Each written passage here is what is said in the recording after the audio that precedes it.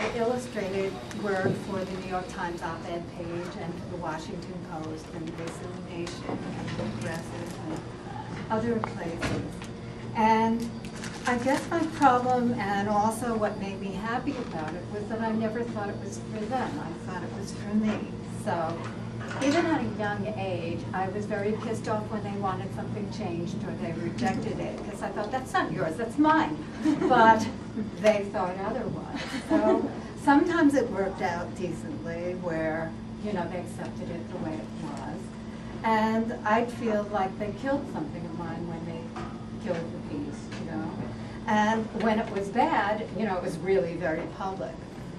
So I went from doing that, and whenever somebody would say, well, did you ever do work for yourself? I said, yes, that was for myself, doing that work. But at a certain point, there started to be more and more interference, and I found that really hard to take. So I started to do other work, along with doing some of that. Now, what happened to me was that I started to take a long time instead of having to stay up all night, as it was frequently the case, carving a block that's like a wood block, this is linoleum. So I'd stay up all night to do it. And I'd be really passionate about it, and I kind of liked staying up all night, you know, seeing the newsstand and the light coming up and all this stuff, and listening to the radio. But then as you get older and older, staying up all night is not such a picnic. Anyway, so all these things conspired to make me do things other than what was commissioned by somebody who felt he or she had the right to mess with me. And that's really why I wanted to do things for Russ's great publication, because it's not going to be messed around. Anyway, I brought a number of things to show you.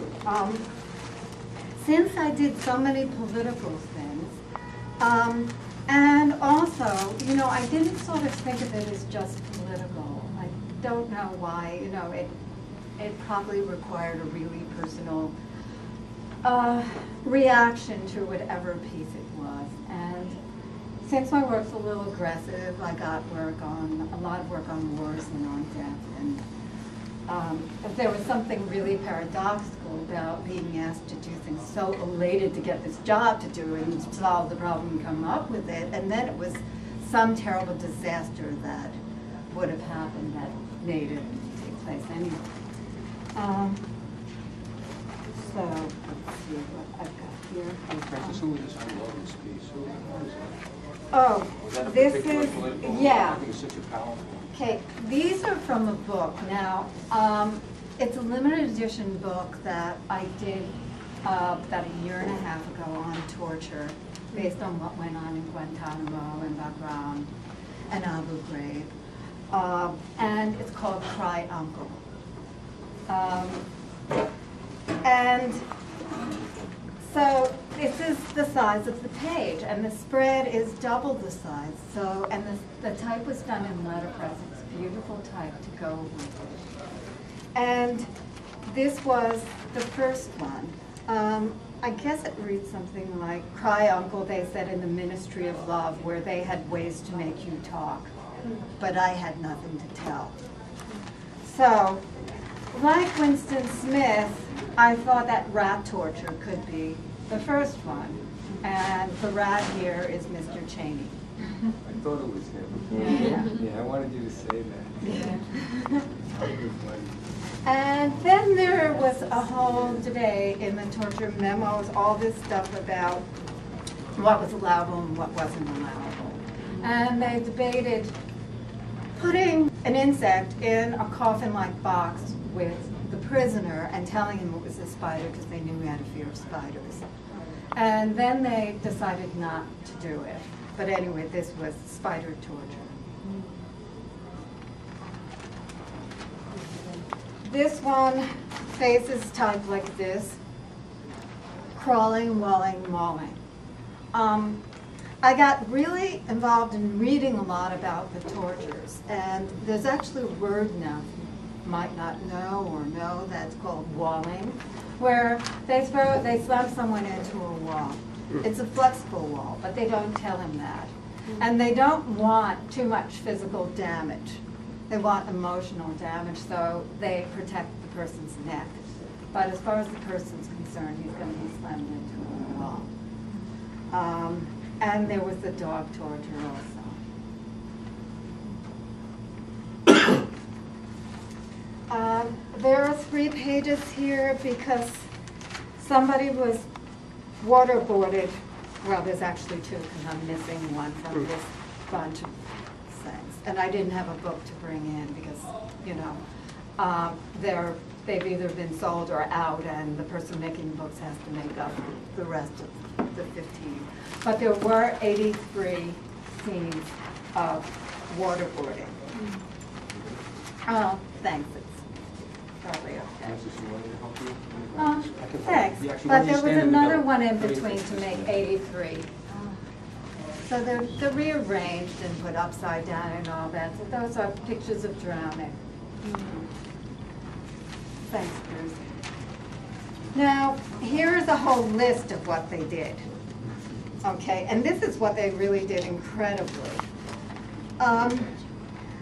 Attention grasp, wall slamming, facial hold. Now, it used to be a facial punch. There were things that were changed around and put in a coffin-like box. Okay, so hypothermia, sleep deprivation, mock executions. And this is, they made them stand for 40 hours, I think, kept away for 11 days and nights. Nothing works, so bring on the M&M. They played Eminem's Slim Shady, blasting, to just drive the people out of their minds.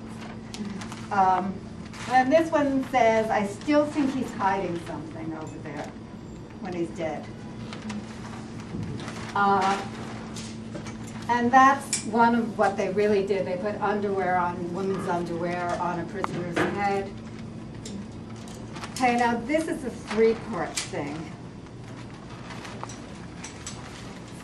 First, you want to grab this one.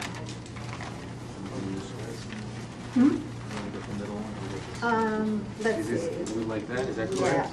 Yeah. In the right order? Yeah. Right. So this folds out this. Now, at this point, he's been driven crazy, which is, I guess, what they attempted to do. So this says, an eagle plucked out my liver, which grew back 184 times in all, which kept growing back. So this is stitched by me. And I consulted a physician friend to see if my stitches look real enough. But that's sewn on all the books. Thanks. The printing was done by Justin Sands, who also works at Blackburn and is just a phenomenal artist and also a great printer. So I forget what this says. Something about a disintegrated mind and a disembodied mind and whatever body. Words no longer made sense. I had nothing to say because words no longer made sense, essentially.